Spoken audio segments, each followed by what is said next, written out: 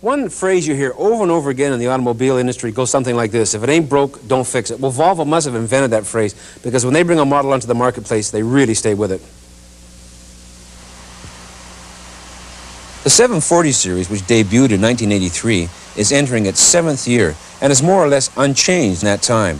Any real differences between the 740 GLE Wagon, for example, and its predecessors are found primarily under the hood. The 1990 GLE Wagon still has Volvo's durable 2.3-liter four-cylinder engine, but this time around it has 4 valves per cylinder, double overhead camshafts, and puts out a healthy 153 horsepower at 5,700 RPM. It also has twin counter-rotating balance shafts in the block to eliminate the rough running problems that often plague large displacement four-cylinder engines. Volvo, and Porsche for that matter, can thank Mitsubishi for this engineering feature. 2 transmissions are available: 5-speed manual, 4-speed automatic. We tested the automatic. Volvo really have sorted this power plant out. It's always been an exceptionally powerful and durable engine, but it has had refinement problems. No more. With the twin shafts, it's now one of the smoother four-bangers on the market. Not quite in the same league as, let's say, the Nissan 2.4-liter found in the 240 SX or Saab 2-liter, but much better than before. And of course, the usual Volvo attributes of a rock-steady suspension, above-average handling, and a superb sense of balance are all in evidence on the GLE Wagon. I always look forward to driving Volvos, and the extra oomph provided by the multi-valve head, the new GLE Wagon is no exception. It could use more bottom-end power, but it makes up for it once the revs are up. Inside, I still have to complain about the lack of elbow room. The 740 GLE is a large vehicle, yet headroom is at a premium, even for a shorty like me. The seats are paragons of comfort, but seem to be mounted too high on the floor pan. I really wish Volvo would rectify this shortcoming. Our test car was equipped with velour upholstery, but leather is available and would be my first choice. Storage and stowage is exceptional, as usual, with little nooks and crannies all over the place. Fold the rear seat back down, and the 740 Wagon will give you an impressive 74.9 cubic feet of cargo capacity, the highest in this class. However, on our test car, this stowage bin on the passenger seat was literally falling off, not what I've come to expect from Volvo. I also struggled somewhat with the seat belts. The problem is that all the adjustment must be taken up by the lap belt and not the shoulder belt. To consider that Volvo more or less invented seat belts on passenger cars, I find this kind of strange. For its price tag of $52,870, the GLE Wagon comes very well equipped, and so it should. Anti-locking, four-wheel disc brakes are standard, so are a power sunroof, 60-liter fuel tank, central locking, daytime running lights, air conditioning, power windows, cruise control, and on and on.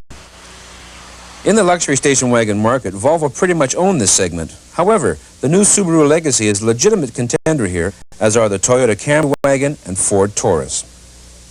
No surprise, Tony. I like it.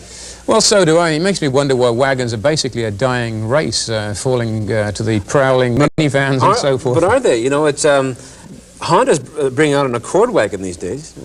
Well, that's true, yeah, I agree. Yeah, well, maybe they're making a comeback, which is good, because I think for one reason, this wagon, for example, it's much easier to convert it for a load than it is for a van. You don't have to take the seats out or anything like that. You just fold them down, you've got this huge deck area.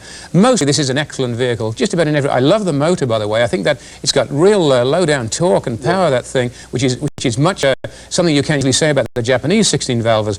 Only thing I really had to complain about was the location of the mirror controls and so forth, right next to the window lift controls on the door panel, and they're not only so close together you can get them mixed up, but not illuminated at night, which makes it even worse. Black mark Volvo there. Yeah, I wasn't that crazy about that, but what bothered me more than anything else is surely you had a problem with headroom, because I found headroom to be really at a premium this thing, and it shouldn't be, because this is quite a big vehicle, and I think Volvo should relocate those seats from closer to the floor or something. Well, you're absolutely right. I mean, seats, on some Volvos, the seats you can adjust up and down and so forth, but even then, this is not a generous vehicle for headroom. You'd think it would be, because, I mean, you'd think when you look at it from the outside, you could wear a top hat in there, but you can't. It's not very, very good, a very good vehicle for headroom, and I've always been slightly bothered, but not much, you know. Yeah, well, Volvo have always made good wagons. A friend of mine used to own one of the old 122 series, and he used to call it his dear old wagon. They have a kind of a nice friendliness about them, like a kind uncle or something, you know? Well, that's true. They have real character. And in some countries, they have a rather an upper crust image, which is kind of nice for some people, I suppose. I like the Mercedes wagon. I like the Taurus and Sable wagons very much. But to me, the Volvo has always been the cream of wagons. Yeah, I couldn't agree more, and that's why they sell so many of them. The Volvo sell as many wagons as they can make. Okay, we're going to wrap up here. What don't we like about the Volvo? Well, we don't like the elbow and headroom, or lack thereof, especially me, a big problem for me. Seatbelts are a lot more awkward than they should be. On the other hand, we love that engine. It's refined, it's got lots of power, much better than before. Balance of the whole car is very good, and storage space is first class. We'll be back